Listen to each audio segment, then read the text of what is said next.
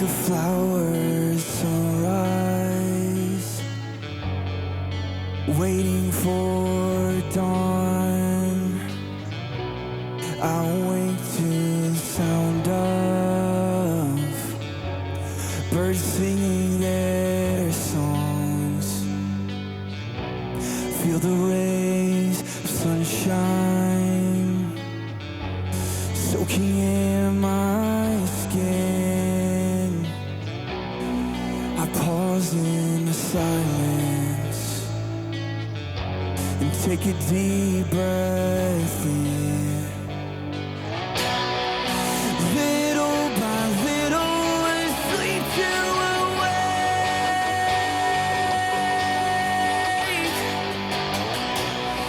It's all been a riddle to find my escape.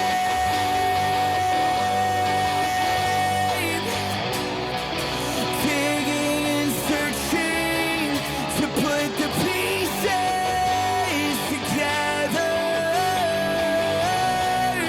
and find the last clue to release the pressure.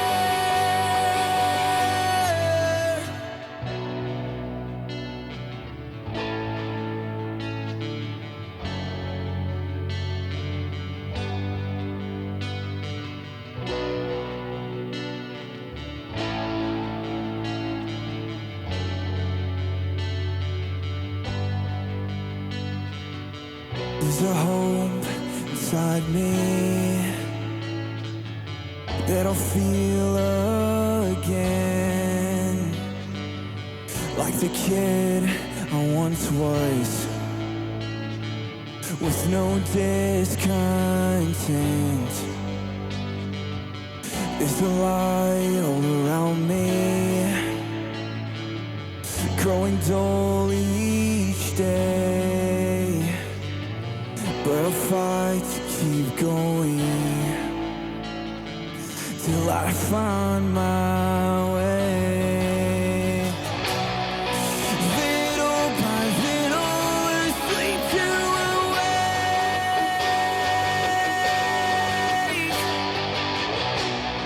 It's all been a riddle to find my escape.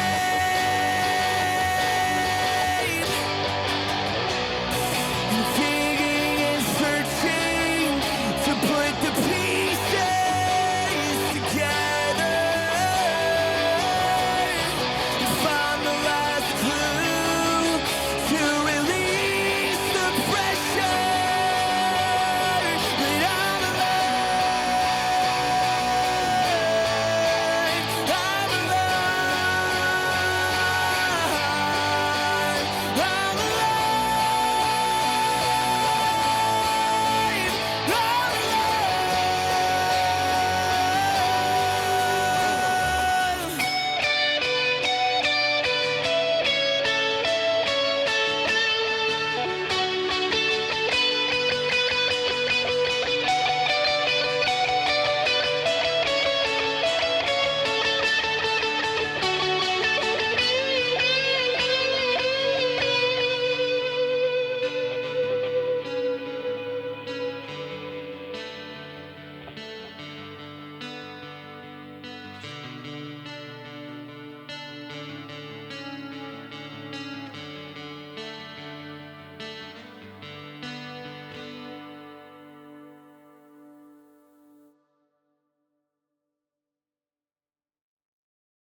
Welcome to Little Big Voices.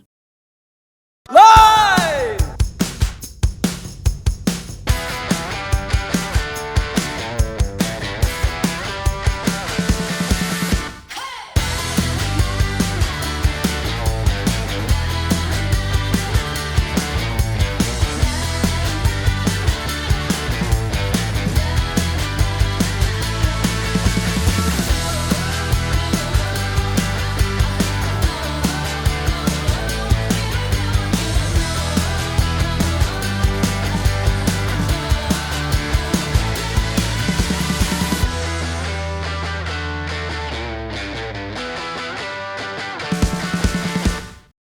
Welcome, everybody, to episode 7. We got so many good guests today.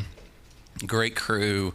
We got some cool stuff happening in the kitchen. We're going to go to the kitchen in a second. Yeah. But first, I just want to say I loved your art show. Thank you. And it's still up, everybody. If you want to go to 901 Trinity in Austin, Texas, on the 4th floor, you're going to see some amazing renditions of human beings as Melba sees them. And if you've ever again painted, if Melba's ever painted you as a rose, it's one of the most powerful things, the most powerful thing I ever maybe experienced, especially in, excuse me, in art. I mean, it was so, like, I'd never felt more seen and heard. Wow, thank you. Yeah, so it's just something really unique, and you've done well over 1,000 of them. Yeah. And Yeah. The show was amazing, and certainly an elevated experience for me. Right. And the conversations, it was almost like, you ever gone to those, like you ever been to Europe and you're, like at dinner party in Europe, they just like talk and have these great. That was one of my favorite It was like things. that. Yeah. It was like that at I was your going to give a opening. talk, but I was so involved with everybody. There were children, and Mm-hmm. people were admiring somebody's painting. And, like Jonathan was standing by his painting, and he was beaming. Yeah. He was beaming. Yeah. I just loved seeing people Because they were enjoy seen, themselves. They were seen by others in that. I mean, everyone was talking about, oh, did you see that one? Did you see that one? Because then they were talking about the people. It was amazing. And they're all very different. I would love that to be like a world event where everyone could see themselves like others can see them like that. So thank you for that gift. Thank you. And by the way, go see that show. You can go between 9 and 4 a.m. Monday through Friday. Monday through Friday Central Time. And if you know Melba's number, you can text her and maybe she'll give you a private tour. Yeah, I'd love Wouldn't that. that be fun? Happy to walk Yeah. through the exhibition with you. The That's title nice. The title of the show is called "See Yourself and Others as a Rose." I know. Beautiful. Well, thank you for painting my rose and for the gift that you bring everybody. Thank you. And you got a little spring in your step from that thing, and you're often just writing books and all sorts of stuff now. So thank you. Tonight, I first want to make around the horn, because without these people, it wouldn't be possible. But Melba tonight is not only hanging out, supporting me in the show, but she's also floor manager. So thank you, Melba, for doing that. Thank you. Yeah, it's fun. People have told me, I love how Melba tells me what to do. Like, you must have a certain way about you that it's like. I am pretty bossy, but Well, they didn't say that, though. They said, I love how she does it. And then also, Melissa Summer was our production coordinator this last month. And she took care of the guests. Great, Melissa. And she's also managing the green room. Our social media manager was Christy Alberti this last time, and that's what she does. On audio, we have Kara Ely. Super cool human being. Yeah, we got the crew cam. That's Kara down there trying not to be on camera. Thank you, Lalo. And also on video, we got Lalo the Wonder Man, I call him. Yeah. And then Ty on video playback and also DMX. We didn't even have DMX in here. I mean, we had the lights, but at the show, I'm like, why don't you come over and figure this out? So she's been hanging out Already, here yeah, you can tell. this week and like hooking all these lights up. So it's been really cool working with Ty, and she's doing video playback, slider cam, and the DMX stuff. And then Sam Wofford hails from Chicago, Illinois, but now he calls Texas his home. Come on, give it up for Sam. Yeah. now. Yeah, he does beautiful work, man. And then tonight we have a new role. We have a new role tonight, dinner manager and dinner crew. That was smart. Wasn't that cool? Because it's crazy here, y'all. If you can imagine. Hey, Cory H is in the house, y'all. Everybody give it up for Cory. Yeah. All right. Is Kelia here too? Is Kelia here? Oh man, that's the best part. Kelia. Dude, Cory, good to see you, man. Hang loose, and I'd love to sit at the table with you if you want to for a little bit. Yeah, we'll catch you in. Awesome, man. All right, Cory's been a big part of my life lately, so it's good to see him tonight.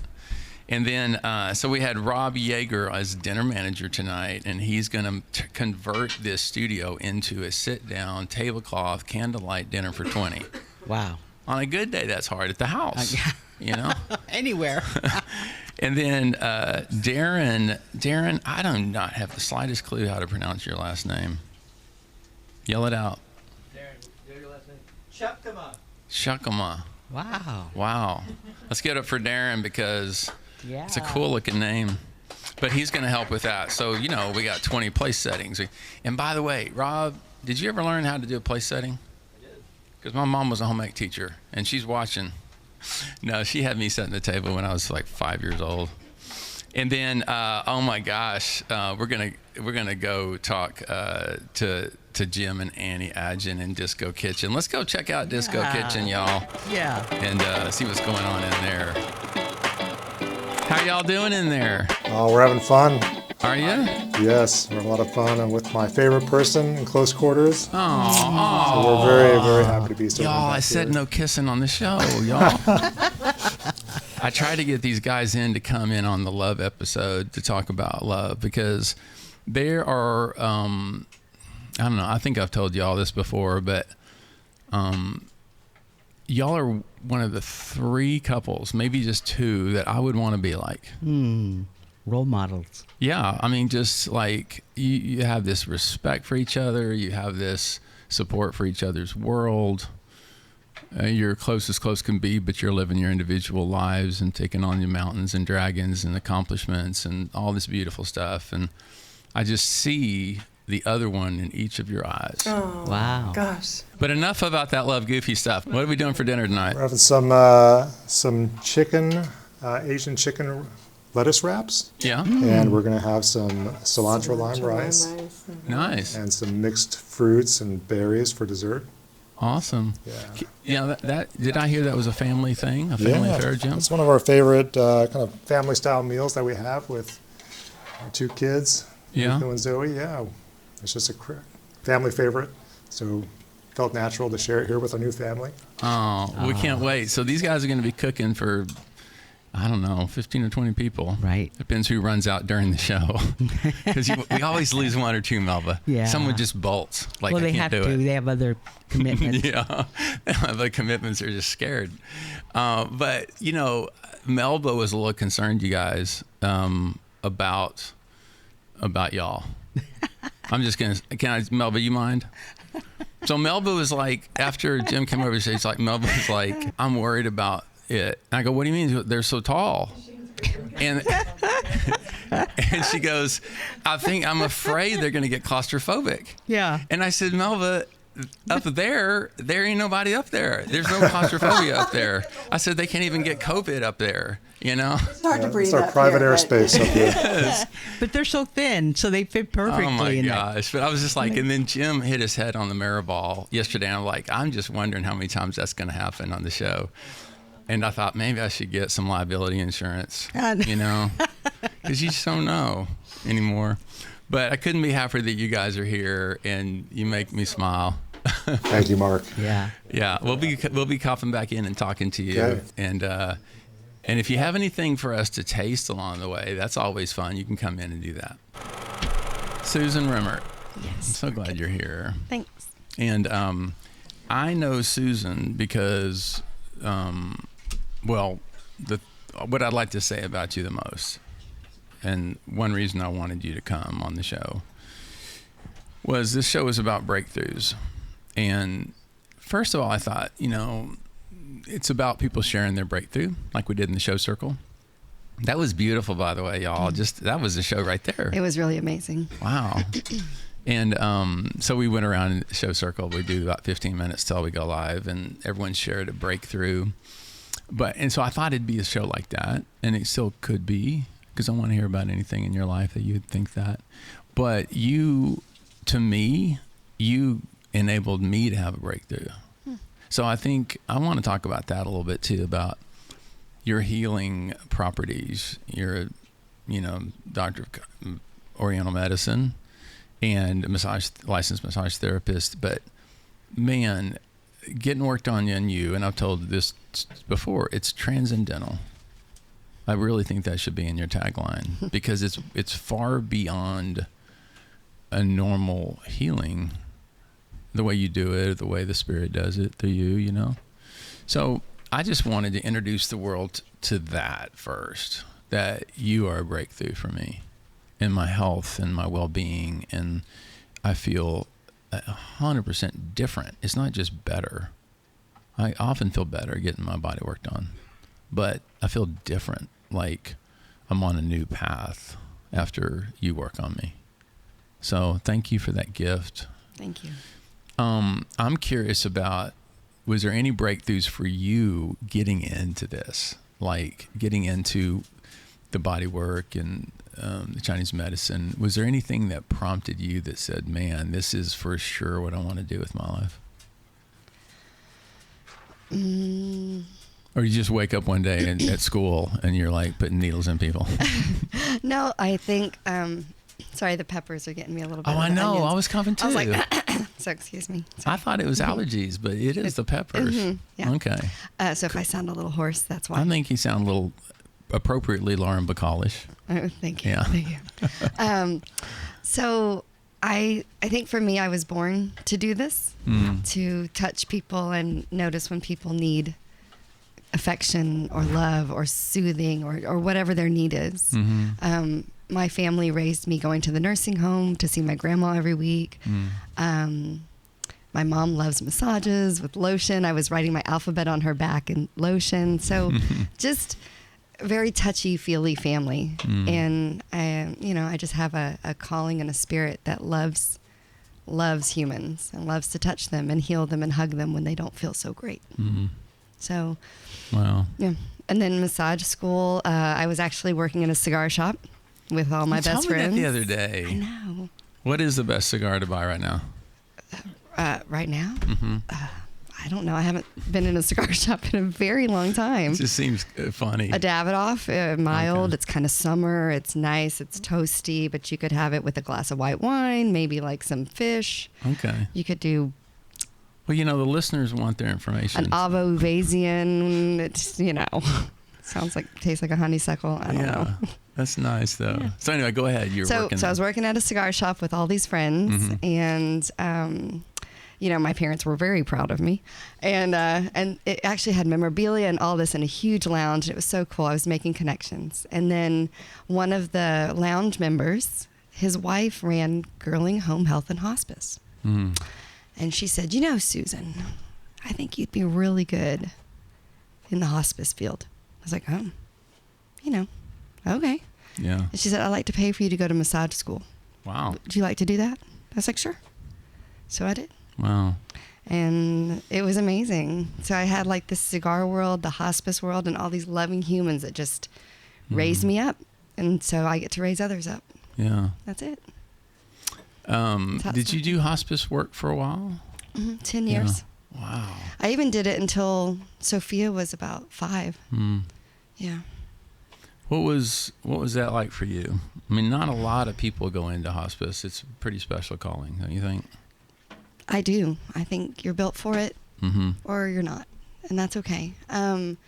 Some people, like for me, I walk into a nursing home or a hospital, and I just go, Baka! Me too. I'm like, man, my Care Bear energy just goes, wow, who needs some loving? And I do it with that kind of energy. I'm just happy and smiling and crack jokes. So in the hospice world, I got to be honest and just be who I am and show other people that you can show up to death in any way that feels comfortable to you. And I'll hold space for you. And sometimes we can laugh because that's okay too. We can cry at the same time. It's like this whole beautiful fluid motion. So I got to massage the person who was, on hospice and their caregivers. And Mrs. Girling paid us to do it unconditionally, like as many as they need. So it was just lovely. What do you get out of it? Like, how does that energy come back into you? Because, you can give a lot when you're giving. How do you get re-energized in that process? Or is it just a part of the gift?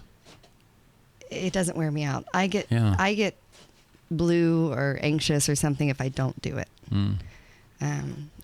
It's that much of a calling. But I think for me, if I'm in the right state, I open up my field and you say, I want this thing fixed. And then I say, oh, source, quantum field, he would like this fixed. I would love to be a part of that. Mm. And then we together say, where two or more are gathered, sure, let's do it. Quantum field. And so we just let it all flow through me, and it just makes it happen. And we sometimes talk and sometimes don't. Sometimes go to another planet. Who knows? And it just does. So that's not exhausting. Like if I'm a conduit, I'm just having pure love and electricity come through me to go, God, I'm just going to love on you. And it's a pure love. There's nothing, it can sometimes be strange for some people, but it's just love in its purest form. And that's easy for me. That's it. What do you think people that are, people in hospice care know they're dying, right? And what kind of light do you see emerging in that state when people know it? What's some of the light that happens in that process?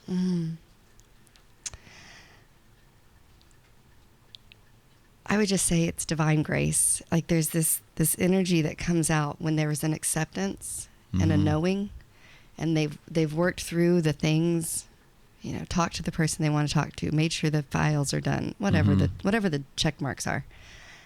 And then once they figure out their family is supported and cared for, at least in the way I did it, because I was massaging the caregivers, they would just go, could you massage my wife first? Sure. And then once they saw that, they could relax into it. And I saw some of the grumpiest grumpies. I love grumpy bears, man. They're my favorite.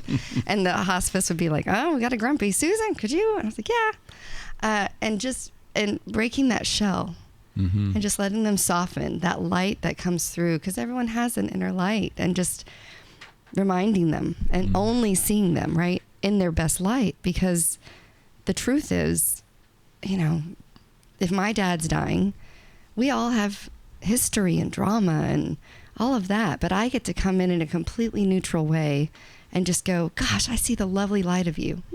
Let's do it. And that is nice. And so when someone sees the light in someone and mirrors it, then they can be that light a little bit easier. And so that's what I've experienced in hospice, is just when they hit the point of acceptance and feeling the grace and the love of all of it, and then they can soften into it. And sometimes it's hard. And so you just hold their hand. How has it prepared you for, you mind talking about this? No, this is really, it's one of my favorite. Yeah. How has it prepared you for your own death? Oh, I'm not particularly afraid of it. I was born, I came through a tunnel of light and got into this world. And so my perspective and my faith and the way I view the world is, it's just the next incarnation. Yeah. So I'm kind of excited to see what's on the other side. I've always told people I'm going to get there and go, wait, let me tell you what I think it is. Okay, wait. You want to guess? Yeah, I was like, I think it's been, unicorns, telepathic unicorns. That's not what I was guessing, So I think it's a game, and, I have a lot of different beliefs that I'm really breaking. My breakthroughs are those, just really formulating what I truly believe and taking the time by myself to figure that out. Yeah. Is there one in particular you want to talk about? Not particularly. I haven't quite figured it out yet. Maybe I'll come back. Yeah. Yeah, but if I figure it out for you, I'll be gone. We won't have a show. Well, then I'll start my own show. I think you'll figure it out. Yeah, because the studio will be right here. Yeah, that'll be great. I'll just go push a bunch of buttons. I'm sure it'll be great. Well, what'd you think about the music earlier? I loved it. Yeah. That's something we're going to hear from him in just a second. Reminded me of the 90s. Yeah. It felt good. Man, the emotion, when I was listening to the recordings that Zach sent, just so, not just emotional, but it just sounded pure. Like true and pure. Yeah, I think that's what the 90s were for me. So I'm like, I was, passion and just feeling it. And the words were really meaningful and powerful. One more thing I want to talk to you about is and I meant to ask you a minute ago, but when you're with people in that state, what do you think they need the most? Because I think, for me personally, whenever I'm resisting seeing somebody, like let's say somebody has cancer, like I have a feeling like I need to say something to make it better sometimes, that urge. And I know it won't, and it might even be more awkward, but what do you think people need the most when they're facing their death like that? What do you, after all this time? Honestly, I think they just need to be sat with, and you could do something as simple as just massage their feet. Mm-hmm. Just be a presence for them. Don't ask to, that's my way. Yeah. And don't talk, like sometimes people just want to hang out with someone and not talk about it. Yeah. Like not be like, oh, sorry, you've got, just like, so you want to talk about this really cool painting that I saw that Melba did and it was such a good show, just really just talking as if that they're their normal person. That's what I've experienced. That's what I've heard, was that people they don't want to feel abnormal. They have a little time left. They want to live it. They don't want to talk about it as much as they want to live it. Yeah. So, well, I think that's a huge gift. I think you are a huge gift. You are a breakthrough. That's why I never quite know how the shows are going to go. I have this topic and this idea for a topic, and just knew that you belonged here today, and you've been a big part of the show already this year. And I just love you being around here. Thank you. I love being here. You are light. You got light just coming out of your eyes. Like Cory's nodding. He knows it too. Roman, how are you doing? Oh, man, I'm doing good. Are you? Yeah. Yeah. You look baby. good. Thank you. I like that picture you sent in, man. Yeah. That's sexy, dude. Yeah, thanks. Yeah. When the light's hitting the pearly green's good. Oh, yeah. You know. That's what you do. You get the light right there. Yeah, it's all about the lighting. Lighting and angle. Yeah. So I want to welcome you to Little Big Voices, man. You've been hearing about this since I met you. Yeah. Yeah. Glad to be here. It's full circle. Yeah. It's a good thing. Good. Nothing but positive vibes. Good folks, Good. Well, you're one of them, man. Like, so I know Roman. Can I tell him how I know you? Absolutely. So Roman is my barber. Yeah. And only reason he looks good. It's true. Today was kind of cool because Roman was here, and I was like running out of the shower way too late before the show started. I was like, Roman, you mind, man? I hated to make you work as a guest. Oh, dude, when you love what you're doing, you're never working, bro. That's kind of like what Susan was talking about, right? Yeah. Like, just doesn't even feel like anything. You work at Birds right up the street, like 0.4 miles away from me. Yeah. And I don't know how I'm going to be late to that, but sometimes I am. You find a way. Yeah, I do. Well, there's no parking up there. Like the first time I went up there, I was like, I'm going to drive. And then it's like, I couldn't find any parking. So I would just walk now. Yeah. I've thought about maybe starting like a piggyback service, park close. I'll just run. I'll probably get them there quicker, honestly. But I think the first time, like, you were so fast, and you were telling me you set some record around there, because there's fast that usually is at the result of quality, like at the expense of quality. Yeah. Right. And then there's just fast, like what just happened, but you're like the energy you brought to it, like, you know, and like, it doesn't matter if you have 12 minutes. I was like, I think that one time I was late and you're like, it's okay. I was like, you can just trim it. He's like, no, we're not messing around. We're going to do it. I know it. Yeah. And I love that, man. It's with that and most things in my life, it's a click. It's a thing, like, not like anybody's telling me I can't. Yeah. Somewhere in there I did, though, and it's like, you can't do it. Mm-hmm. Or can you? Yeah. So I like a challenge, and, I know it. But it's not a challenge. It's actually just being able to be there for you and make you happy, doing it efficiently, and just, like you said, not sacrificing quality. It's amazing. It's a pride thing. Do your coworkers get upset with you? Maybe whenever you're running circles around them over there. So everybody's really good, of course, but I'm just, dude, I don't know. I like it's in a zone or something. So cool story. We'll take it back to on that note. The guests take it back. I started barber school. Didn't really know. I didn't know anything at all. Zero scraps.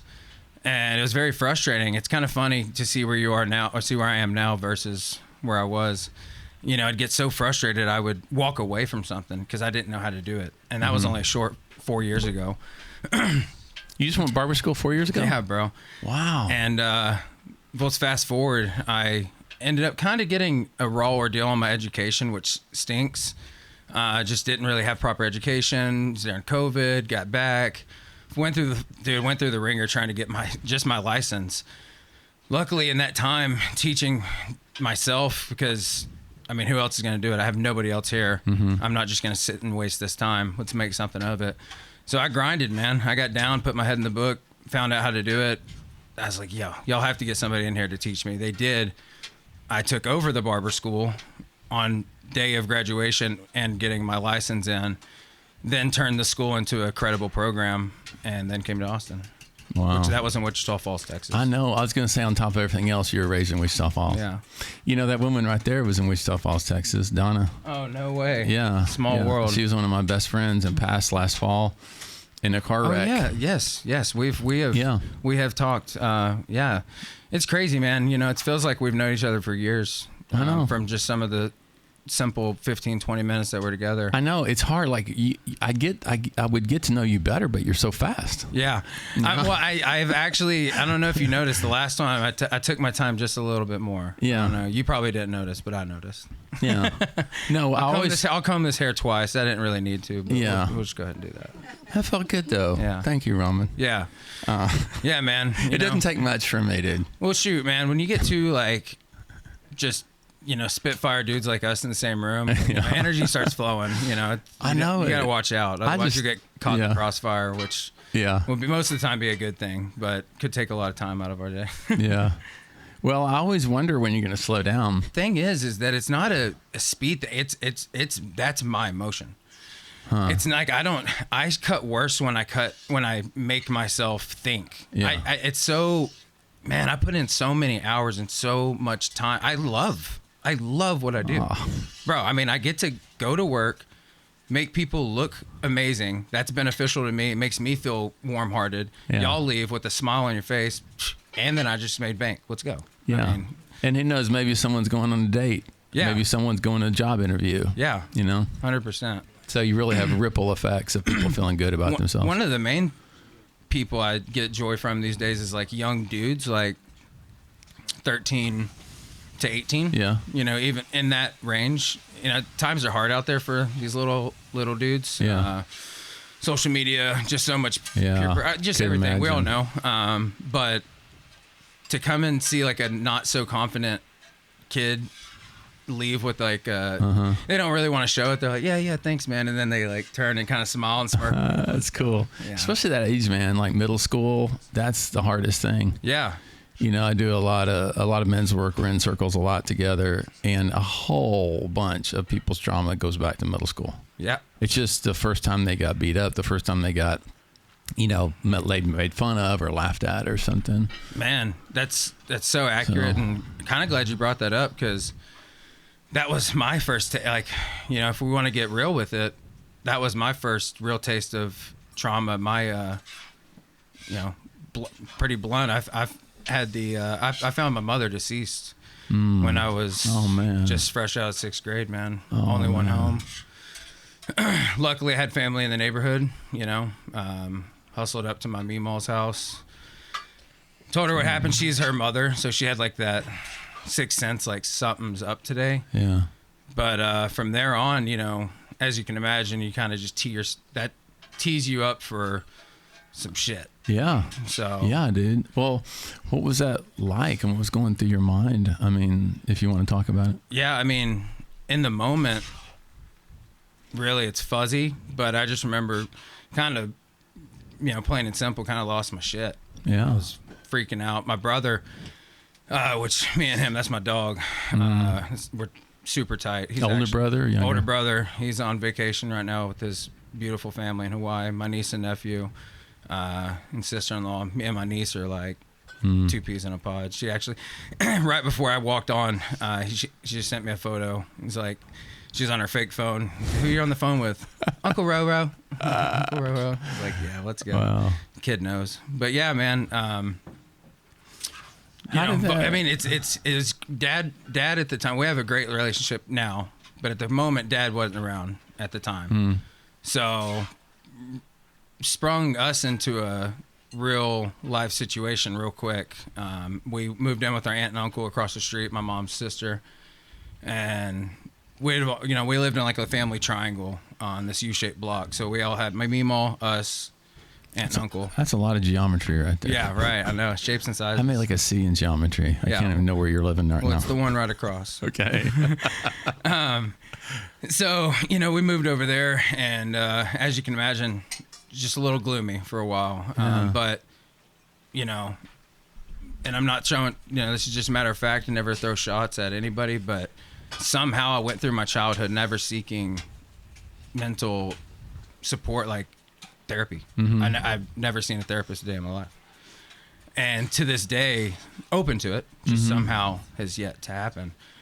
But also, like I said earlier, I'm a put my ass in the ringer. Let's go. Yeah. So it's kind of what you have to do in Man, life. And you have I'm to sorry you had to go grit your through teeth that, and dude. Get through it. And Yeah. man, but growth only comes with pain. Yeah. It's impossible to grow Yeah. when you're just knocking everything out of the park, not ever having any real struggle. I was actually getting this conversation with my brother the other day. I almost pity a person that has never had a true difficulty in their life. It might sound crazy, but I'm happy for them too. Yeah. I get that. But I certainly wouldn't be sitting here. Way I'd be sitting here if it wasn't for the pain. Yeah, dude. So. No, it gets you. A moment really can make or break you. Yeah. And it sounds very obvious, but if you were to say it out loud, like I am, you're in the moment, it's happening. I'm going to let this moment make or break me. If you said it out loud, who would ever say, I'm going to let this moment break me? Yeah. But it tends to. Yeah. We live in the It can. Yeah. Oh, dude, you'll get in the muck. You live in it. Somehow that builds. Before you know it, you're trapped. What do you do when you're trapped? You have to, in my opinion, I've been trapped in myself. It takes me a long, you might get out. It takes you a long ass time though. You have to lean on the community and the great people around you. Yeah. That can support and be a supporting cast in your life. And you may always think you're alone, but dude, there's somebody that's around that loves you, So you just have to be willing and vulnerable enough to ask for assistance and help in life, man.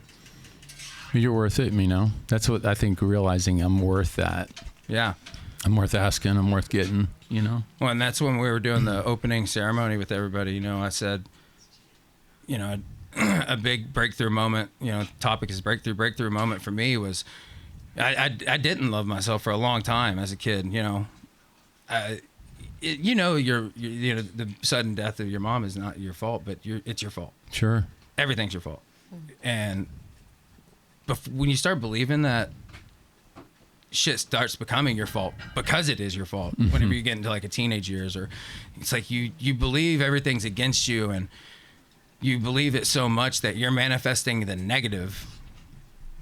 It's so deep in your bones that if you want to truly start positively manifesting, you have to rewire the limiting self-beliefs that we all have within us. And it takes such a nitty gritty in your face, damn, I don't like who I'm looking at on the other side, but that's me. This is the guy. So what am I going to do? I'm going to turn away, never face the man in the mirror.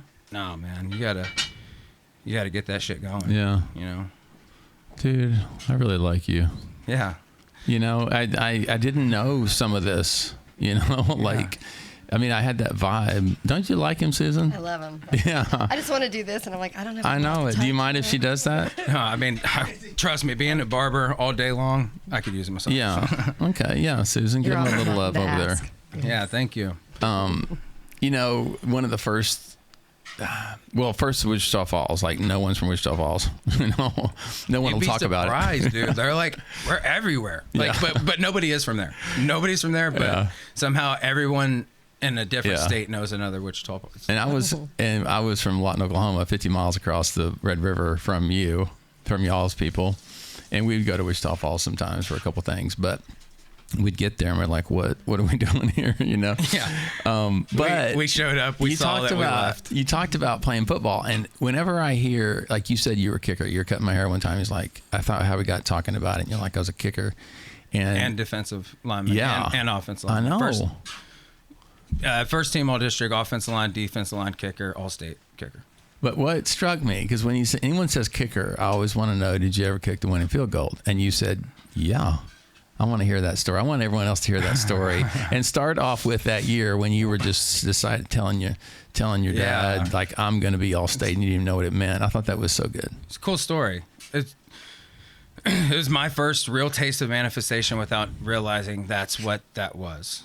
Then comes later in life when you're actually like, oh, that might have been what that was. So but what was it? You were talking to your parents or something? So I'm in my bedroom with my buddy Reese, which is on the team as well, and my dad is in the kitchen, and I don't know why. Like, I was offensive line, defensive line, and kicker, and I was a dog at all, as humbly as I can say, which should be real. But some reason, I really wanted to be an all-state kicker that year, and like spoke it into existence. I believed everyone that was kicked was going to go in, and they did. Like, I think I missed one field goal all year. I had the third most points on the team somehow. It's like, what? Wow. Like, you're a kicker. Get out of here. Now, kickers don't get that love, but you're an offensive lineman too, so you. Oh, bro, I never came off the field. I had to tell coach at one point, I was like, hey, you have to get somebody to just toe poke it down there for a kickoff because I need to breathe. Like, I'm like 205 pounds. Like, dude, get me off the field for a second. I'm going to die out here. So you were. But yeah, I told them I want to be an all-state kicker this year. Really wanted it, and they said, cool, awesome. What do you hear? Yeah. Sure, cool. Dude, I practiced. I made sure I did it. And first, it's funny you said the game winner. It actually happened 3 times that year. I had the headlines one week, Pirates squeezed by on a field goal. Next week, Wilson does it again. Like, just like, what is happening? It's pretty cool, but scary as hell. I'll tell you that much. What's going through your mind? You're 17, 18? What are you? 17. 17 years old. 4A, 3A, 5A? Yeah, 3A. 3A. And who are you facing that day? The first time was Electra. Okay. Yeah, it was, first game was Electra. No, it was Munster Sacred Heart. Excuse me. It was Munster Sacred Heart. We called it like the Mud Bowl because it was so muddy. We were in our all whites, all browns at the end of the game. This game this is the only field goal I actually missed. That's funny that you asked because the first time it happened, the first field goal I missed, dinked the pole for the win. Wow. Dude, I was like, yeah, let's go. It's going to happen. Bink. Oh, my God. I just let everybody down. Wow. 4 overtimes later, I got the opportunity again. Aced it. 4 overtimes. 4 overtimes, dude. That was the first time. We had another game. The next game after that, it happened in Electra. And then the most exciting one, though, is fast forward to the end of the year. We're in the playoffs, or we're in the last district game of the year. We're playing the only undefeated team in district, the Monday Moguls. They came to our house, and if we didn't win, we weren't going to the playoffs. We're kind of set up for a recipe of disaster right there. They're bad. They're a bad bone. Well, the game starts going on because it was a pretty lucky defensive play by me on their drive. I stopped them on 3rd down. They had to punt. We got the ball. We started driving it, and I'm on offense at this point, and I'm kind of looking at the clock like, okay, like let's get a play going. And coach calls timeout. It's like, oh man, we're doing this again. Okay, cool. So I go to the sideline. I didn't want anybody to talk to me, and they didn't. Coach didn't say anything? No, I told everybody to get away from me. But actually, Mitchell Heaton was our starting quarterback. He got injured. He was on the sideline, and I just went to Mitchell for some reason. He's a really calming guy, being a quarterback, of course. And he's just like, bro, you got it. Don't think about it. Cool. Simple as that. That's all I needed. We walk out, and did they call a timeout, try to freeze you? No, they didn't have any. They hit a 37-yarder for the win, and the last game of the year, we go to the playoffs, by hitting it, and it had room for like 60. I mean, my longest is 55, and that one had some juice. Wow. So yeah, the whole crowd rushed. my brother and cousin hopped the rail. Were the first out there. Tackle me. You know, I got probably hit harder by my brother than I did the whole game. I just turn around and this guy just hits me. It's a cool brother moment. He's over me, just like, you know, that's my brother, man. So it was a really neat moment. What do you think that moment had to do with your 6th grade moment? Dude, honestly, I finally just got You can say it. It just got a chance, you know. I feel like I started getting over the poor me mentality maybe like at the end of my junior year, and then senior year I was like, dude, you can, because all of us in our family are athletic, and I was the baby. I'm the youngest, so, and I hadn't really amounted up to much. I was a good athlete, but never amounted to much. Right. You know, so I was kind of like that head of momentum. Like this is your moment. Like let's go. And once you know those things, once you know, like we've all felt the flow, a strike where the iron's hot, and I think pretty much nobody can argue that that's not the right choice. You know, you got to go all in. And so I think that's really what it was, believing in myself and kind of creating a little love and support for thyself. Man, so good. I wondered if you had, because, you know, young men, I don't know how the young women are doing right now. I just hear stories of the young men. I think everybody kind of has it tough these days. Yeah. Dude, I'm blessed. I think anybody above my age and up is pretty blessed that we didn't have deep, you know, such accessible social media, just everything, really. Yeah. You're just so desensitized to everything. I wondered if you would, and Susan, before we wrap up here, because we're gonna check in on dinner, see how they're doing. Well, you know, they did have me out for dinner one time, but we ate turkey, so I don't know how they cook. But you got any questions for Roman or anything? Any comments or anything? I'm just highly impressed, and I love hearing your story. Thank you. Yeah, I'm man. like, I mean, come see me. Let's do let's go play. No, let's do it. Let's do it. I'm totally down. And that's the best thing about all of this is that you know you're going into, you don't know what you're going into, but you know whatever it is, it's going to be nice. It's going to be positive. It's, you know, it's, when you get a bunch of, I think this show is all about, you know, like the little big voices, right? You know, so it's about people that have been through the shit, but found their way on the other side. Yeah. They're doing something with themselves. You know, it's easy to get broken, but putting yourself back together that's what really counts. I wondered if you would look into that camera and tell some young men out there that might be struggling, might have lost a family member, might have anything going on in their life, or they're just down. What do you got to say to them? Man. Ask for help, man. Like, your friends, if they're your real friends and somebody's there, you know, you're not quite feeling yourself, feeling a moment, feeling anything. If you don't have a sibling or a parent, or if you don't want to go to them, you know, just talk to friends. Real friends will open up and talk to you. And if that doesn't work, say you're alone, dude, we all are. Like you're no different than anybody else. That alone feeling, it's normal. Don't be ashamed of it. Like we all feel that. So live it, you know, don't live in it, but live it. Know what that feels like, because as I said previously, dude, you don't grow without pain. It's just a facts of life. You know, there's no sugarcoating that. So dude, maximize yourself and know your worth, because you're worth a lot. Nobody knows who the next somebody's going to be, and you are.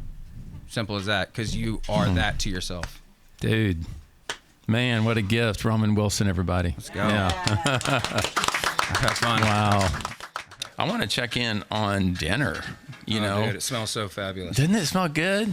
I feel like a cartoon character, like where my nose is just like guiding. Let's check into Kitchen Disco, see what's up. Anybody up for a taste test? We've got some, so for our lettuce wraps, we have our chicken for the main option, but we also have some shiitake mushrooms as a vegetarian alternative, and that is all ready. So if someone's in the mood for a spoonful of some yeah, Roman will do it. I'm never shy to try. This is the vegetarian one, so blow it. It's very hot. One of those, see who wants to taste over there. I think the singer should get a little bit You warm, think? don't you think? It's a little bit warm. Okay. Give it a couple blows. I don't want to burn you. Oh, how is it? It was great. It was a taste of heaven. Well, we're going to talk to Joe real quick, and then we're going to hear this song called Push and Pull. Joe, what are you thinking about these push and pull? I mean, you know this guy, Zach. Yeah. You know him good. Yeah. I mean, better than some of us. Uh-huh. What do you think about this guy, Zach? Whew. That's my brother, man. Yeah. I love that guy. I know. Yeah. I haven't talked about this yet, but since we're talking about Zach, if you don't mind. So at the homecoming that was after the weekend, Yeah. I was catching Zach like afterwards. I was like, I want to talk to that guy. Because, went down the row and y'all all spoke. And Yeah. anyway, I got to talk to him before we left, and I was just immediately struck, Zach, by your light. I'll just call it light. There was just like this light, and I was like, I want some of that light. Do you feel that way? Oh yeah, yeah. Yeah. I thought he was. There was something about him, but when he told me that he was a worship leader, Yeah. I was like, that's it. His heart was just it's automatically open. Joe, welcome. Thank you. Joe Fuentecilla. Yes. How are you? Yeah. Oh, am I? I'm Yeah. better now. Yeah. No. Yeah. How's the green room? I hadn't really spent much time in there tonight. Ooh, the snacks are good. Yeah. Is Cory behaving himself in there? Not really. No. No, he is. Roman, have you met Cory yet? Yeah. Briefly. Yeah. Briefly. Yeah. I want you guys to know each other. He's got a lot of that same kind of energy that you have, and Yeah. just incredible dude. So. Yeah, I could tell from when he Yeah. walked in the door earlier. Yeah, man, just got a little brighter in here, Yeah. Well, Joe, not too long ago, a couple weeks ago, we were all hanging out here having dinner, and you said, "Hey, I just finished my book." Right.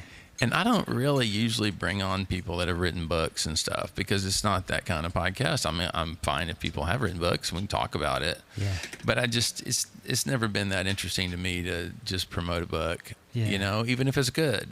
I want the story before it gets written down myself, like, Yeah. that's just compelling to hear it. Like, I mean, I would rather hear Roman tell that story of kicking that field goal than reading it later. Right. And reading's amazing too, but it's just something about it. And you said that, I was like, Joe, you got to come on and talk about this, because we're doing breakthroughs. And you wrote a book inspired for your children, right? Yeah. Yeah. And you know what? I want to do a segment called Test the Crew. You want to help me? Yeah, let's do it. Okay, so Lalo, can I see you for a second? All you guys, Ty, Lalo. Is Ty run out yet? Is she still here? Okay. I keep thinking I'm going to hear the door slam and Ty's gone, Yeah. But Ty, if you could look in the Little Big Voices email, because Joe sent me some images today. And while we're talking, it's... you should be able to get to it through that same YouTube thing that we're on, and see if you can find some images. And if you can, pop them up or something, and we'll talk about it. And if you can't, don't sweat it. So, and please disregard any emails. I'm just kidding. You can read any of my emails.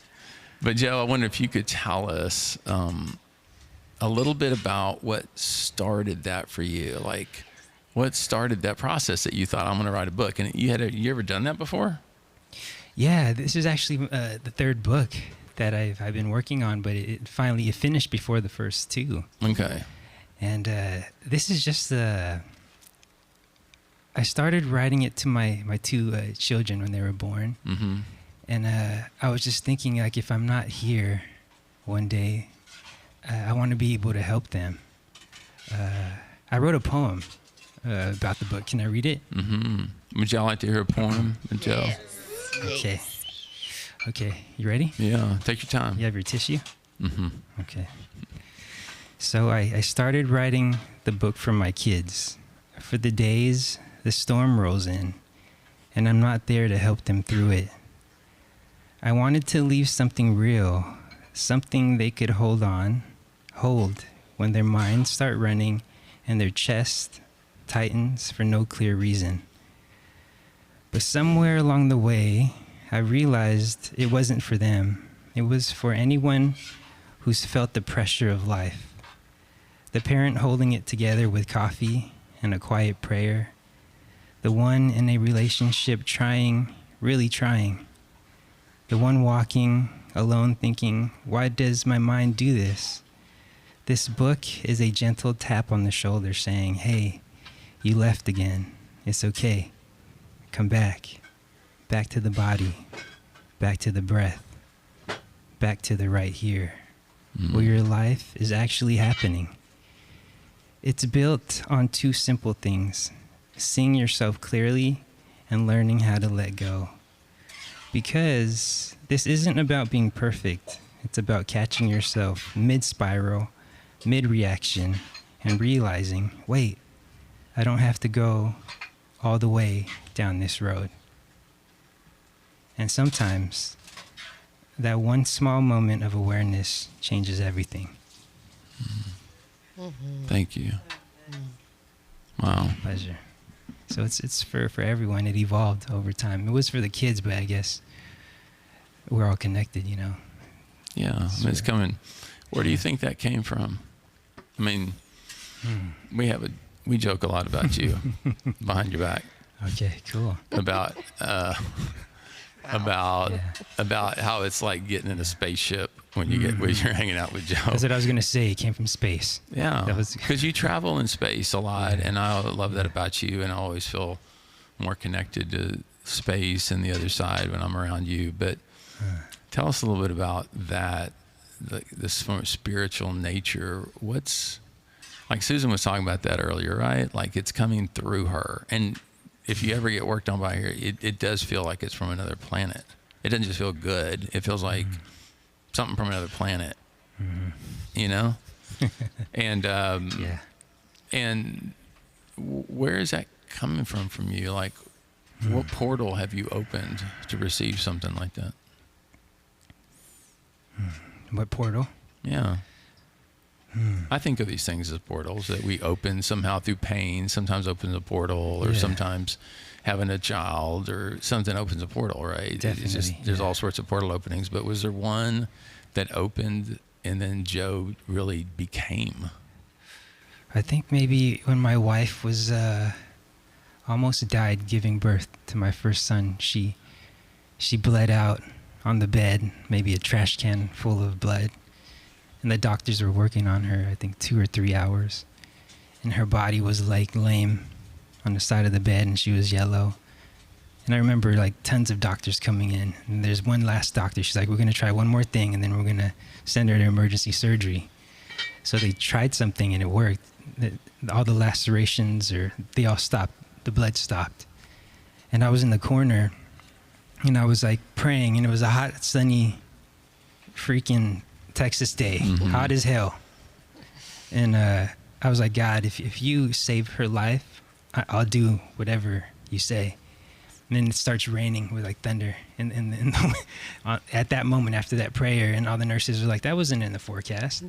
So at that moment, I knew God heard. So I think this is just a fruit of that. That was the fertilizer, and this is just the plant that's coming out. What was your feeling when that was happening? Dude, I was like, God, I can't do this by myself. I was like, I can't. But she's still here, so thank you, Jesus. Yeah. Thank you, Jesus. Yeah, she's a heck of a woman too. I mean, she's a special human being. She's a yin to my yang. You think she was that a breakthrough for her moment? Whew.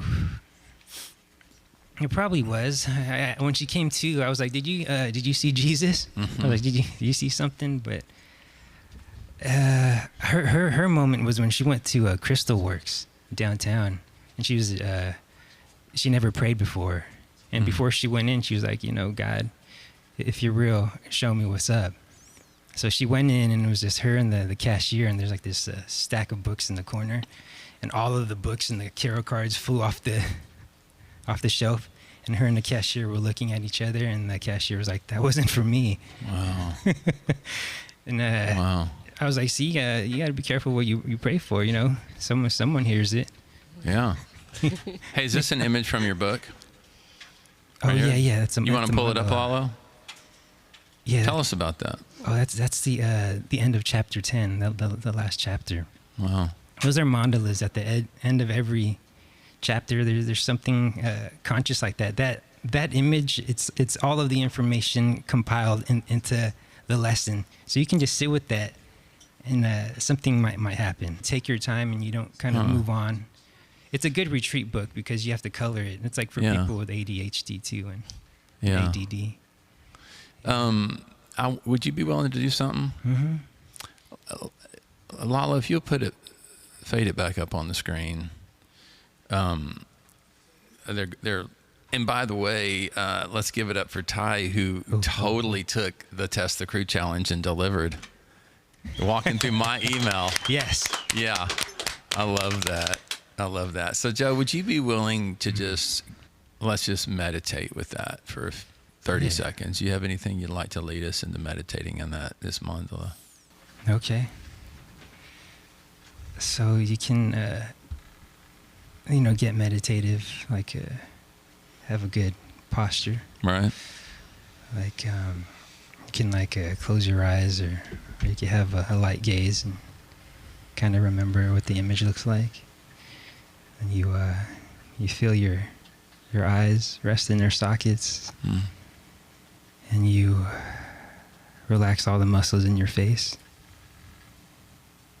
and you sense your heart beating, and try to sense all the hearts in the room, and imagine all of our hearts beating at once.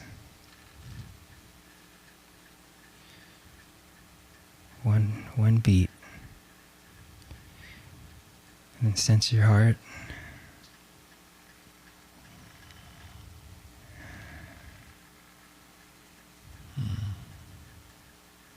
Thank you, brother. Abracadabra. Thank you. Welcome back. Man, thank you. Yes. I felt that. Y'all feel that over there? Man, I needed that, Joe. I needed that. Been a little crazy 2 days for me, and I needed that. I wanted Susan to put a needle right in your third eye. Yeah. Oh, is this one? The unicorn. So a couple things. Man, thank you for being here. Thank you for being my brother, my friend. I learned so much from you, dude. Likewise. Yeah. So I've never seen you in a cowboy hat. Can you put that on for the people at home? I don't mind if I It looked good, dude. It might not be good. Yeah. I look good, though, dude. Thanks. You're going to have to buy a truck now. I got a truck. Okay. My wife, she's in the dancing phase, and I wanted to come home and be like, come here, baby. Yeah. Okay. Baby, lock the door and turn the lights down low. We know where you're going with it. I want Roman or Susan. You have anything for Joe? Any feedback, if you're open to it, Joe, or any response or any questions for Joe about his journey and his breakthroughs? I can just tell you're a strong dude, bro. Like, you're a softer spoken, kind of a gentle soul in a good way. Like, in a good way. Like, composed. Okay. But, the loudest bark in the room is not always the strongest. So that's like, I can tell that. So you got that bite, You got that bite. You're a dog, bro. So you can tell you're a good dude. You got thanks, man. Yeah. Well, it's a mirror world, Yeah. You see yourself. Yeah. So Thanks, that's you. bro. You're right. Joe, hey Joe. Joe, you want to kind of work with you on something? Yeah. How about you just soak that in instead of deflecting it with the mirror of magic thing? That's what I did. It's true. Yeah. What you said was true, but I've done that before too. I deflect someone who's given me some gold like that. Yeah. And I just wondered if Roman, would you say it one more time and just let Joe soak it in, and there's no response, just like you're gonna bathe in it. Yeah. First image is that you're, composed and kind of take it all in. It's like my buddy Marky, kind of take in what everybody else is saying before speaking, which is a very admirable quality to have. That's something I wish I could do more. I interrupt people all the time, and I don't try to, but but through that and through us meeting in the green room before this and then hearing a little of your story, I'm like, yeah, confirmed. This guy is doggish. Sit right here, man. Take it right there. I'm taking it in. It's crazy because right there. my aim is to listen more and to speak less. And Yeah. he read it. Yeah. With no words. Yeah. Thank you, Roman. Yeah. Susan, you got anything for this man before we move on to our next segment? Sure, I've been watching you for a long time because we've been at church together, and I just feel like almost like we're the same kind of person, cut from the same cloth of fabric, and we just kind of spiral around. I can't wait for the day when we actually do a trade, and I love your creation. I can't wait to sit and do the Vizio. I got you, girl. Divina. Yeah, you said earlier you went to the convalescent homes of older people. Yeah. I used to do that as a kid too. That's probably how it. Yeah. Mm-hmm. Yeah. Food banks, all that. Joe, what's the name? I interrupt you, Susan. I'm sorry. You're amazing, and I'm glad to know you. Thank you. Let me take that. Oh, wow. You're amazing, and I'm glad to know you. What's the name of the book? You ready? Mm-hmm. You got your seatbelt on? I got it on. Waking Up in Silence. Wow. And what's the plans for people being able to buy it? Well, it's I'm getting the copyright right now. I have a phone call with Washington on Monday. Ooh, so fancy. So I got to. I have a phone call with Washington on Monday. Yeah, not.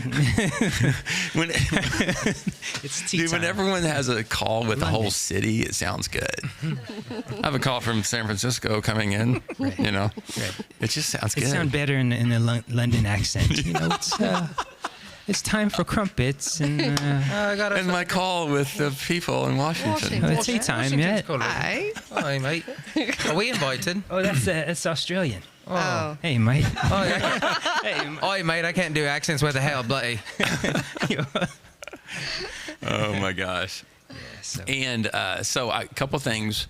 Are you complete? Do you feel like you're seen and heard today? Is there anything you wanted to share? Because a couple things. One, I'd like you to introduce your brother and the band for their final song tonight. Okay.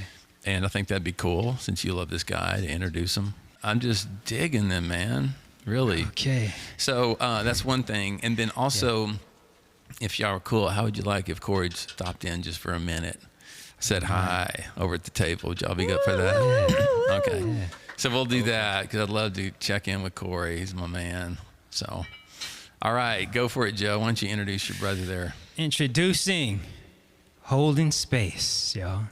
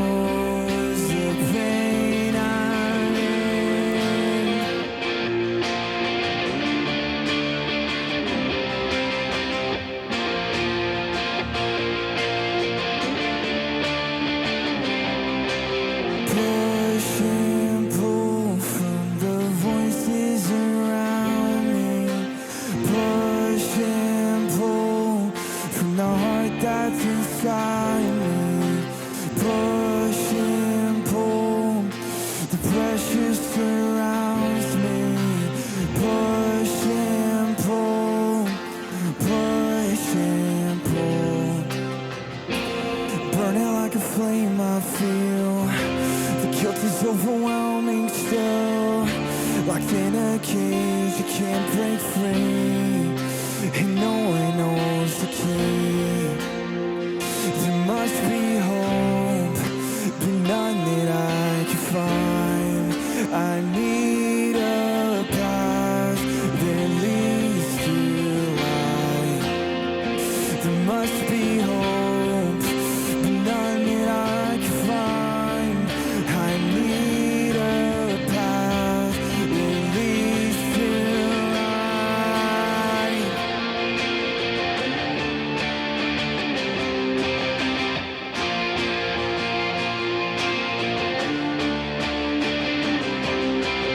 Push and pull from the voices around me.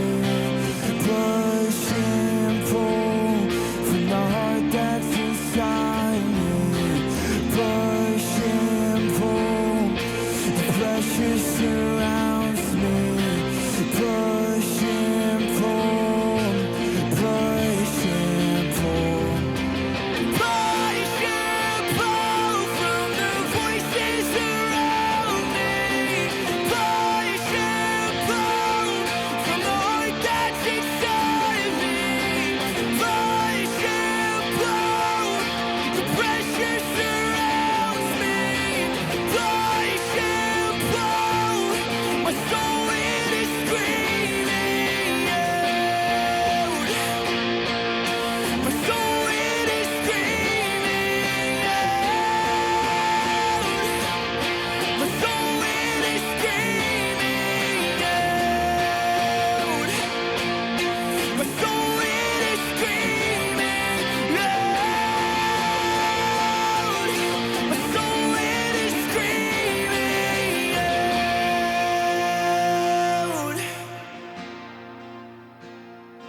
Would you help me? Would you help me? Would you help me? Would you help me? Would you save me? Would you save me? Would you save me? Would you save me? Would you help me? Would you help me? Would you save me? Would you save me?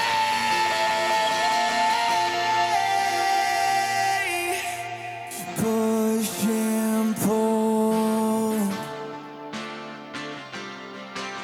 Push and pull. Push and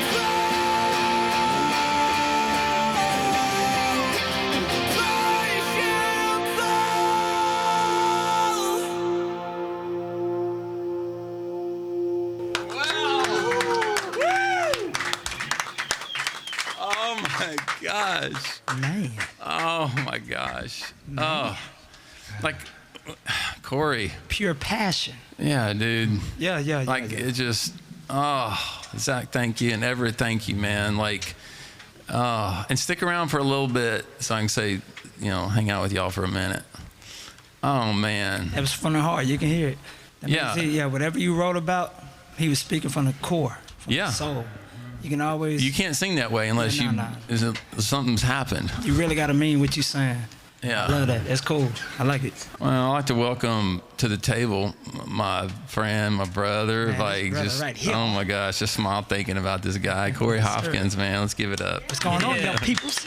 Hold on, Mark. We got to give you your flowers. Hold on, Tom. I hear you always uplift and show love the genuine way every single time I come here.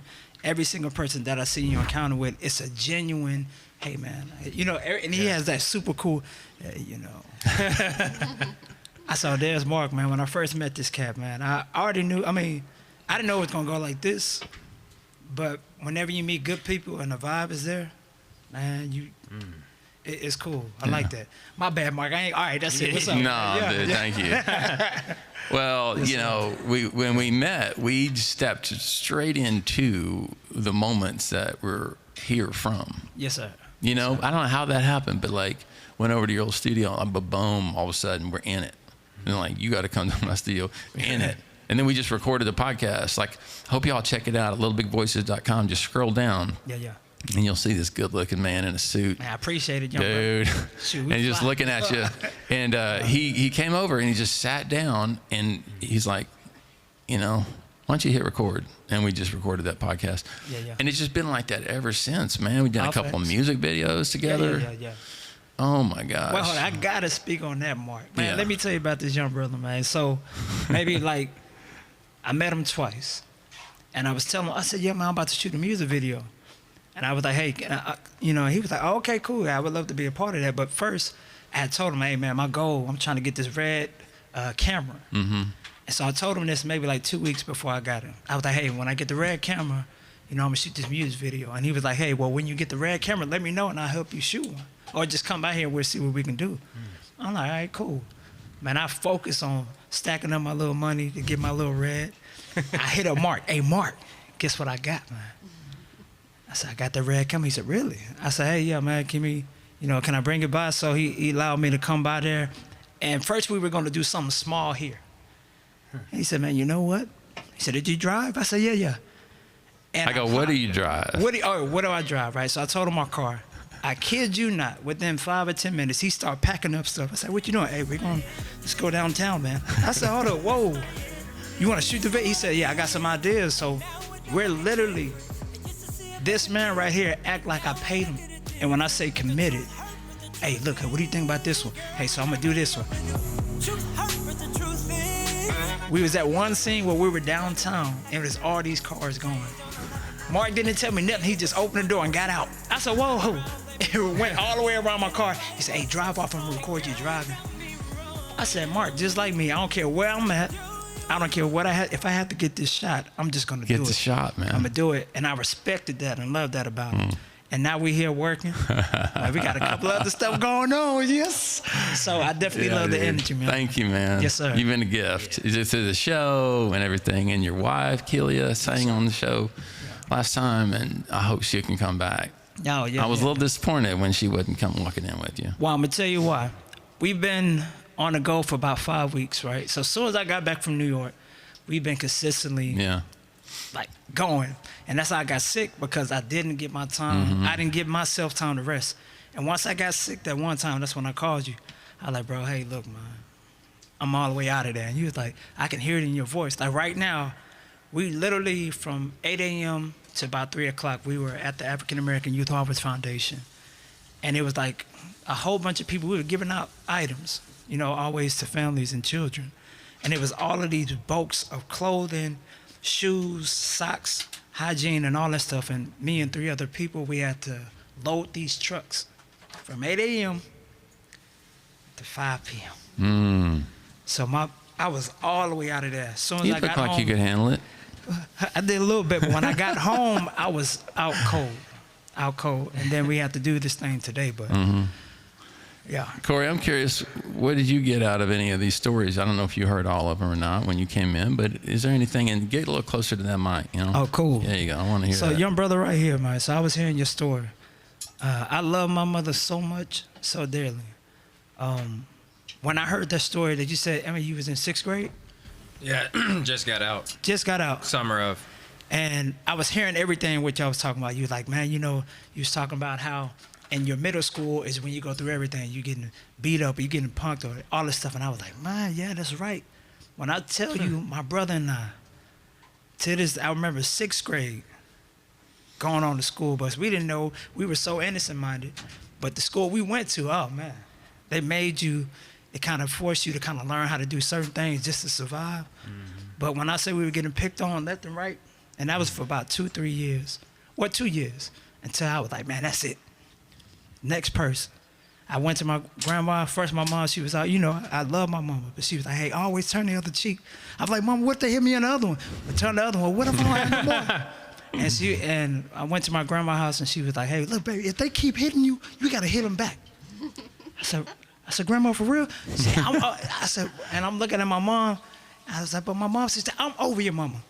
I was like, Your grandmother said that? I said, whoa. She said, if somebody hit you, you hit them back. I was like, man, I don't know if I took it too far, but next time somebody did it, he was out cold. Yeah. I'm kidding you not. And that's when I was like, uh-oh.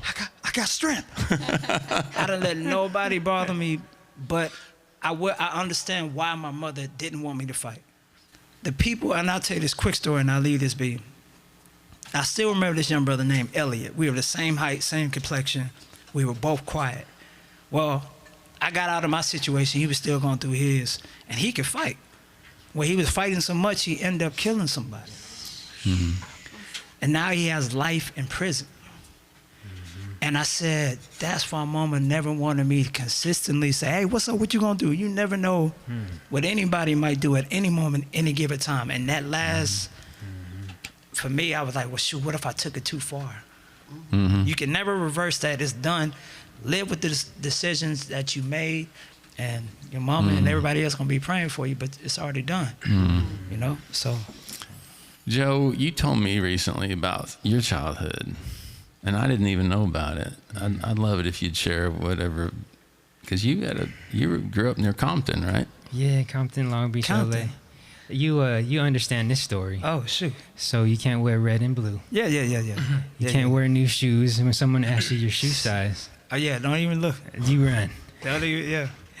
So I grew up in most of my best friends were people who can fight, because I needed them to have my back. Yeah. Growing up. So when you said he knew he can fight, I knew what he was talking about. Yeah, same. Yeah. Wichita was, you know, it's either really ghetto or really country. Both get down. So yeah. All facts. Yeah, ghettos are everywhere. Yeah, exactly. But the thing is, I learned how to survive there, and it's serving me now. I can talk to anyone. Facts. I could sit at a table with the president, with the janitor. Yeah. So that really, it was food for my essence. It's my personality, and I'm grateful for it. You know, it's all facts. I love how you said that, because everything we go through shapes us who we are right now. Now, I could either make it negative or positive, but if you choose to switch that negative into something that works for you, I love this quote. I used to always tell this to my people that was going through situations, and I was like, hey, if you ever in a situation where you're getting so mad, use that negative energy for positive results. What that mean? Somebody asked me, what that mean? What's that mean? All right, cool. What's that mean? So let's say if I'm mad and I know I want to I need to release something. Man, I'm going to hit me about some 75 push-ups. Hold on. I'm still mad, man. Let me go to a punching bag instead of going over here, destroying my life because I want to prove a point. That's when pride get in the way, and then pride comes before what? Fall. Yeah. I learned that in the Bible, and my mother was so big on church. So big. But I learned from all of that stuff, and I'm thankful, you know, just as you stated, everything that we go through shaped us, and look where we at now. Still alive. Still alive. I was supposed to be a statistic. I was supposed to be dead or in jail. Dude. But you now, know, you got to count your blessings, and, you know, valid to what I actually shared today. Yeah. You know, I'm not trying to throw any light on anybody else, but, you know, of course, this, you know, he'll remain anonymous, but this guy that we know, what I was going to get to is that I'm blessed and, like, not happy, but copacetic, and, you know, my life is my life with everything that has happened. Yeah. So how could I, you know, back to, like, my mom, like, how could I want anything to go different when I love my life so wholly right now, you know? But, you know, I'm just so blessed to not be fucked up. I feel I mean, like, Dude. Like, we know this Grace guy. of God. Yeah, we know this guy, and he just has been going through some stuff in his 30s, and he is literally insane. And it's so sad, it's so heartbreaking because this guy's a sharp athlete. We've known him our whole lives, and he is something broke in his mental, and he's just different. And it's just like, wow. And that happened in his 30s. So I was like, you don't really think about it because you're living the life that you live, and it doesn't slow down. So and then you're in a position one day you're like, whoa, I could have been, different guy. I've seen people I know to now I don't even know them because of the situation, and it would tear me apart, have me questioning God. So why you putting them through this then if you real? And I used to really be like that, and I would ask my mama, so God real, why you doing this to my so-and-so? Why is this happening? And she was like, well, baby, everything happened for a reason, and we never know why certain things happen. And I used to get so mad. And then years had to go by, and then I started seeing them come back. And then I started seeing things start to work in, exactly how God's plan was. And I stopped questioning everything that was happening. And when I did that, blessings started coming. And then they started getting blessed, and they started growing from there, man. And I never questioned it again. And I thank my mom to this day. And she, even if she's watching this now, and even now, I call my mama whenever I can. I say, hey, Mama, thank you. Thank you for all of your encouragement. Thank you for not getting mad that I was saying this stuff out of anger, but you gently said, baby. And a mother's touch is something beautiful, but the fact that she would pour in and keep trying to steer me to not go prison or dead or in jail, just like you say. We're not trying to be statistics. So I'm thankful. And now looking around people with positive energy, man, you can't beat that, man. And if you want to stay negative, you're going to see where it's going to take you. Yeah. Thank you, Cory. Cory Hopkins, everybody. Oh, shit. Yeah. Now, I want to check in. Y'all stick real close here, but I'm going to call audible. Is that okay? What's up? Your quarterback ever call audible? Yeah. And I warned her, but I'd like Ty to come in here and hang out with us for a minute. Yes, sir. Okay. I warned her she had a chance to get out, but I want to check into the kitchen. How are we doing in the kitchen, y'all? Mark, have you ever been to PF Chang's? Have you ever tried their lettuce wraps? I have, and I love them. The lettuce wraps tonight rival those of PF Chang's. Wow. I can't wait. We've got a delicious fruit spread too. Let's show it to you here. Upside down, you might get dizzy here, guys. Look at that. Here's the filling for the lettuce wraps. Chicken. Over here we have mushrooms.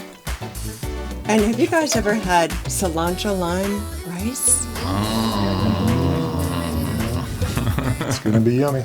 It's gonna be sticky because it's cooking for a long time. Sticky rice.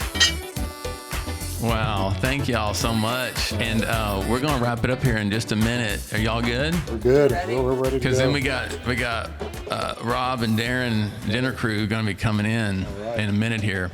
And I don't know if y'all got the memo, but we're gonna do a little dancing at the end of the show. So, but here is what crazy thing happened is Ty. Get up there, Ty. Come on. Not gonna bite you. Hi. Hey. So, Ty, you and I met a few months ago at Nora. Melba was in that play. And I was in there, and Melba called me one day, and she's like, hey, man, can you videotape this thing? Or the regular video guys, whatever. And I was like, sure. So I went down there with all my cameras, and I just noticed this human being doing their thing in this humble, confident way. Just doing whatever they're doing on purpose and not trying to do it bigger or not trying to get somewhere, just trying to do their job. And your energy really struck me. And so then when we were riding the elevator on the way down, and I was like, hey, you better come work on the show, and then she lost the card, and the code was wrong anyway, the QR code. And so the other day at Melba's show, like, there's Ty. And anyway, you reintroduced yourself, which I really appreciated. And every episode has a hero, Right. Last episode, Rob he just spent so many hours in here. He was the hero. Right. I mean that a lot of people have given a lot of time to the show, but every now and then someone will come forward and just like do it. No questions asked, you know? So you did that this week, and it'd been bugging me that the lighting was not what I wanted it to be at. Like, I wanted it to go to the next level. These people performing deserve it. They deserve it, and and the people out there deserve it. And so I was like, you think you can help me with that? And you said, yeah. And you had barely done it. She'd barely done it, and she knew enough. And we sat in here and listened to music and like figured it out. And I just got to work, and I was like, she'll figure it out. You can just tell by looking at it, right? So anyway, I wanted to bring you on because Cory said something a second ago that reminded me of what you told me yesterday about breakthroughs. Yeah. But would you just, like, before we get out of here and start dancing, by the way, y'all, we're gonna come crashing kitchen disco. So put away the knives because it could get dangerous in there with some disco going on. Before I do that, though, I just wanted to talk a little bit more with you, though, Ty. Like, you were telling me some of your story, and it explained everything to me. Yeah. It explained why I was drawn to you, like your humility, your wondering, you know? Mm-hmm. And wondered if you wanted to share anything about that, about your life. And you've heard these people talking about their lives, and I just think your story is important, if you want to tell it. I think it's really funny that you think it explains everything about me, because that's what I always tell people, that I feel like everything about who I am now is in response to those things that happened to me. And I really did wake up one day and think, who do I have to be able to trust myself that won't happen to me again?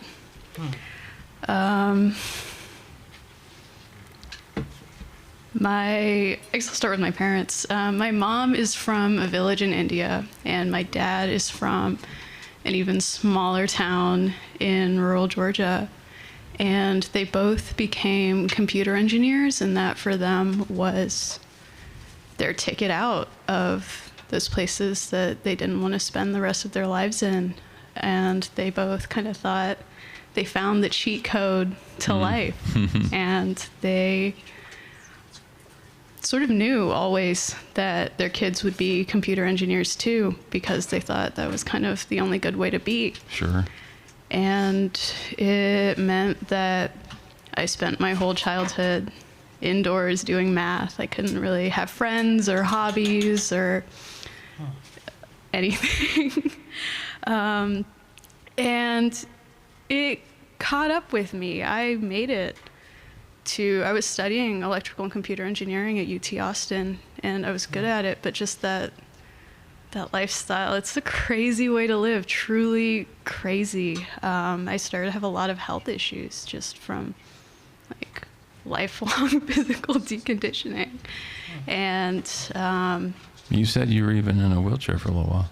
yeah, I used a wheelchair for 3 years. I was bedbound for a couple. I had severe joint pain, among other things. It was a lot, but I mean, that to me feels like the easiest part of it, because what also ended up happening was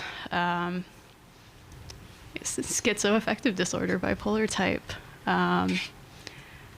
My phrase is always, those of us who are best able to push past our limits are most frequently reminded why we have limits. Because the bipolar pattern is very much one of overfunctioning, to the point of not eating, not sleeping, and then a crash where you can't do any of that because you used up sort of biological resources that you didn't have to spare. You were borrowing from tomorrow and tomorrow and tomorrow, and then then you're out. Yeah. Yeah. And schizophrenia can be similar also. It's a pattern of, I think, like brain inflammation. You just using your brain past the point where it needs to rest. And if you don't schedule rest, it will schedule itself. And then you can get to a point of catatonia after psychosis, which is a pattern I experienced a few times. And these things took from me everything I ever sort of knew how to be and knew how to expect. You can't do school like that. You can't. It affects all your relationships, your ability to take care of yourself. There's a lot, especially like, I think just the really broken trust between like self and brain. The idea that you can't trust yourself to keep yourself safe. You can't trust yourself to distinguish reality. That's really hard. And It's got to be real scary. yeah, the other scary thing is, you know, even if you're aware, especially I think if you're aware of that deficit and you rely on other people to tell you what's real, not very many people want that responsibility, and the people who do tend to want it for a reason. And I had a string of really bad relationships with people who really liked that they could control what I would believe. And after it all kind of got to a point where I'm like, I could have died. I was like, okay, I'm just going to start over, all the way over. What do I have to know about myself, about how to live, about the world, to be able to build that trust from square one that I can't keep myself safe. And y'all notice the most beautiful smile in this room. Like, where does that come from after all that? It comes from all that. Yeah. What a pleasure and a privilege to be able to sit here, to be able to talk at all, but also like to talk to such wonderful people who've all also been on their own journeys. We've all kind of got an appreciation for certain things. I mean, what a joy, right? I spent years not able to get out of bed. This is miraculous. It is. I want to take that moment to say, how easy is it for us to go through our lives not giving two cruds about what thy neighbor is going through, because we're so consumed with what we have going on, which is valid. But how bad are other people to their neighbors? You know, how ugly are people to other people when they're going through something major as well? And that could, I mean, that's what literally it's not as, I don't think about it. I'm just a kind person. I love that it is me. But you don't know what a negative or like nasty thing could mean to somebody. That could be their life that day, you know, because they're going through something hard. And you think you're going through something hard, but you know, which probably is, but that person next to you is probably going through something a little harder. Can I say this one thing? Get that mic though, Cory, so America can hear it. You know what? So, Mark, you have a gift of highlighting and finding people that have a message for the world when they're going through certain situations on how to navigate through them. So what you just told me, you gave me a whole little situation of everything you went through. What you said, I need to take back this. I need to find out what is really up. And then the fact that you came on here, you're telling your story with no guilt of anything. You just like, hey, look, I'm going to just be honest. See, you have no idea who that can help listening to this podcast. So I wanted to ask you ever consider writing a book or doing more speaking engagements? Because I think Mark just gave you a platform to actually continue to help out those who need to hear this message. So I think, Cory. I think right now, if you utilize your gift now, which is you finally understand, okay, I know what to do now, and I have to eliminate this, and I have to do that. Now you can help out the next person. I think a lot about effective ways to reach people, and maybe I'm wrong, but I don't think a book or a lecture is the best way I can. Gotcha. I do slam poetry, And that's kind of the reason that I write poetry, is because I'm hoping to tell people something that helps them to live. Not a lot of people do that. It's a lot of poems about all the different flavors of suffering, but I want to remind people why we go through it. I also think there's something to sort of showing people what something can look like, instead of just trying to tell them, because words can never really tell somebody something they don't already know. You can maybe clarify something, but people will always just sort of imagine what it is they've already seen. So I'm working on a short film. I was just about to say, okay. Yeah. What about even a CD? What about a CD or something? Oh, not a CD. Because I know they don't even do that no more. Right? Yeah, right? But what if you, with your slam poetry, touch on all those topics, make that a project, and then kind of get it out to the people? What about that? You get within 2 working feet of Cory Hopkins. This is what happens. It does. You're writing a book. I mean, he'll call me. I'm like, are we doing a music video? Right now we're doing it. I'm in the video. We're going to have to make up a new term for you. It's going to be positive peer pressure. But it's encouragement, because I know, dude. It always happens, right? When you surround yourself with like-minded people who are trying to reach for the same goal, which is peace of mind and self-purpose or self-gratitude, or whatever you want to call it, where it makes you feel fulfilled. Like, I think we're all trying to find out, what is my purpose? What's the reason why I'm doing this, right? And I think once you find that beautiful smile that everybody saw will continue to grow each time. And so I'm going to encourage you, if I'm 2 feet, like you say, or an inch, because I would want somebody to do that. If I was like, oh yeah, this is just normal for me, and it's normal for us because we're always so used to doing it. But when other people hear it, they're like, man, you got to give. You got to listen to that voice and just see what'll happen. Just see. And then if it don't work, well, at least I tried. But don't stop. Cory, thank you. And I think on top of that, I think every person at this table should be proud to hold their head up high and live the lives that we live, because there are lives. And dude, this is good stuff. Yeah. Well, I want to close out. Ty, are you complete for now? Thank you. Thanks for saying yes, man. I mean, I don't know. It's such an honor when someone will say yes to something. Really. Just amazing. And the other day I was talking to Ty at Melba's show, and she said something. I'm like, who wrote that? Like, I thought it was like Emily Dickinson or something like that. And I go, who said that? And she goes, I did. And I had her send it to me. You don't want to hear it? Yeah, let's go. Only those of us who fail out of the system have what it takes to imagine a better way. Because you got to fail. Yeah. So give it up for Ty Lyles. Thank you. Yeah. Thank y'all. And we'll see you next time on Little Big Voices Live.